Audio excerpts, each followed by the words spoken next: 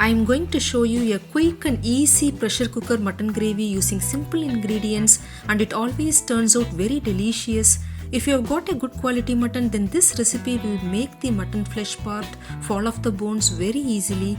This delicious recipe will definitely serve 10 members. Hello everyone, welcome to my channel. We will quickly start making. I have bought half a kg of mutton with bones like Nalli chops and another half a kg of mutton thigh pieces. So totally 1 kilogram of mutton pieces. Just look at the size of the pieces. Make sure you cut them into big size like how you buy for your biryanis. Now we are going to marinate this meat so that it is tender, moist and juicy when you bite. Here I am using raw papaya as an ingredient to tenderize meat. Those who don't have it, then just curd or yogurt is enough.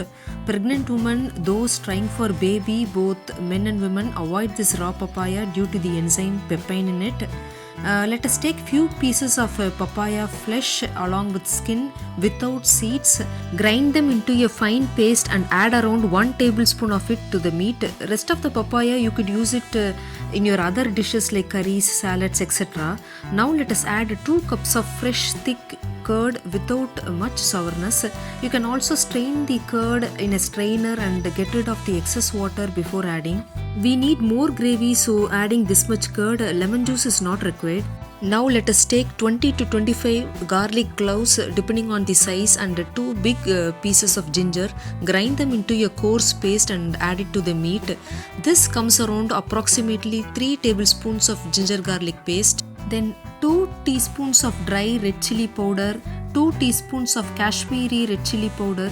This Kashmiri red chili powder has got sweet, fruity flavor and not very spicy.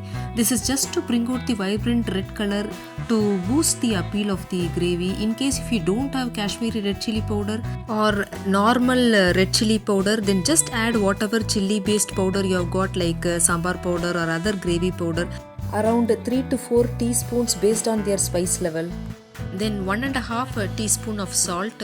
Let us mix this well, cover it and leave it in the refrigerator to marinate. If you are using papaya, just 1.5 hours to maximum 2 hours is enough to marinate the meat and not more than that. If not and only curd, then allow the marination for some additional time, say around 2 to 3 hours for greater results. Now for tempering, we need cinnamon 5 medium sized pieces, cloves 8 numbers, star anise 1, bay leaf 1 big sized, cardamom 5 numbers, peppercorns around 20, either black or white, whole dry red chili 2 numbers, whole green chili 2 numbers, jeera or cumin seeds half a teaspoon. Now we need more gravy to feed 10 members and therefore adding medium to big sized onions and tomatoes, around 8 onions and 6 tomatoes and some curry leaves and coriander leaves. Now add these tomatoes to a mixer jar and grind them into a coarse paste. Check if there are any worms and get rid of them before grinding. Chop the onions into thin pieces. Now for the gravy, let us prepare the spice mix. Red chili powder 1 teaspoon, Kashmiri red chili powder 1 teaspoon, turmeric half a teaspoon, coriander or dhania powder 4 teaspoons, jeera powder 1 teaspoon, crushed fennel seeds or fine fennel powder 2 teaspoons. Now let us take the pressure cooker. I am using a normal stainless steel pressure cooker as most of us have it. It is not a tri-ply model. In order to prevent the food sticking to the base, I always squeeze few drops of lemon juice and coat the bottom surface with it. If you have got aluminium cooker, then go for a double boiling method to avoid leaching of aluminium into food. Adding some water to the bottom of the cooker, sort all the ingredients and pour them into a stainless steel vessel which can fit inside the pressure cooker and cook it.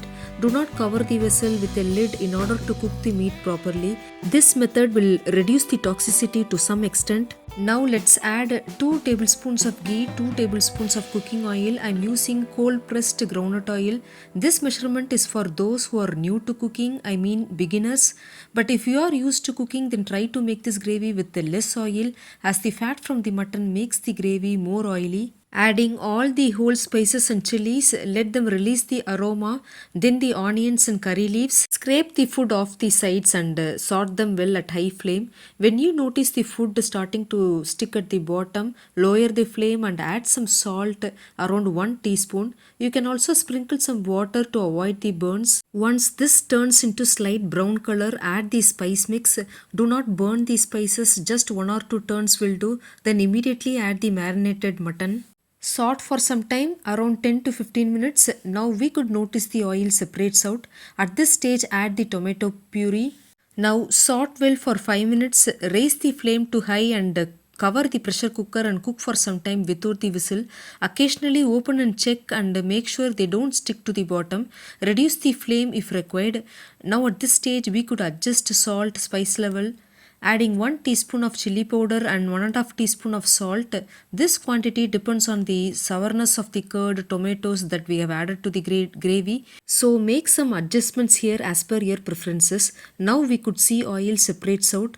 This will take around 10 to 15 minutes. At this stage, let us add 1 cup of warm water. Use this water to scrape the food particles off the sides. Adding water is very important to prevent burning of food as the gravy is very thick. Mix well so that this water reaches to the bottom of the vessel. Now you can directly pressure cook this for 3 whistles. Do not allow more whistles as food may get stuck to the bottom. I have used papaya, so overcooking may make my meat more soft and mushy. If your pressure cooker is not big enough, then sometimes the gravy may spill out through the pressure release valve and may make your stove top dirty. To avoid that, you could place your kitchen towel like this, but make sure it doesn't fall down and catch fire. After 3 whistles, let the pressure release normally and then open it. In case if the meat is not cooked properly, then once again do not close the pressure cooker and cook for more whistles as there are high chances of burning with such a thick gravy. Better to transfer this into a vessel and use double boiling method that I explained earlier to cook it. In case if gravy got stuck to the bottom, then do not mix it. Take immediate action and transfer the contents carefully into another vessel and get rid of the burnt part. If you leave it for some time, then the burnt part may soften and dissolve in the gravy. Finally, let us add 2 teaspoons of garam masala powder. I am mixing this along with the gravy in a bowl and then adding it to the gravy to avoid lumps. Now switch on the flame and allow to simmer for 5 to 10 minutes. Once again check for salt. Then finally switch off the flame and add the fresh coriander leaves. Look at the vibrant color. The meat literally falls off the bone. Such a delicious, tasty gravy that will go well with rice, roti, chapati, pulao, etc. Look how much gravy we have got for the next meal. Try this and let me know your comments. If you like this video, share this video with your friends and family. Follow and subscribe my channel if you haven't yet. Thank you.